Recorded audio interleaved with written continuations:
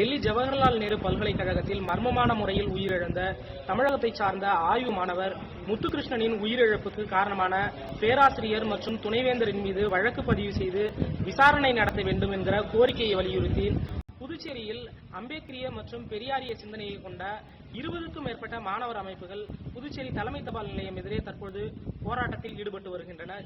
இவர்களின் முக்கிய கோரிக்கை என்பது இந்த வழக்கை சிபிஐ விசாரணைக்கு உத்தரவிட வேண்டும். அதேபோல உயிரிழந்த முத்துகிருஷ்ணனினுடைய குடும்பத்தினருக்கு 1 கோடி ரூபாய் நிவாரணம் வழங்க வேண்டும்.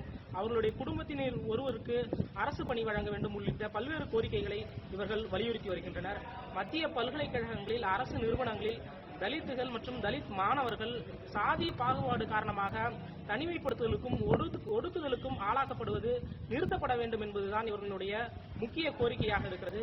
இந்த போராட்டம் என்பது பாரதிய ஜனதா அரசுக்கு எதிரான மத்திய அரசுக்கு எதிரான ஒரு போராட்டமாகவே பார்க்கப்படுகிறது. இப்போது .com செய்திகளுக்காக புதுச்சேரியிலிருந்து இரா தமிழ்வாணன்.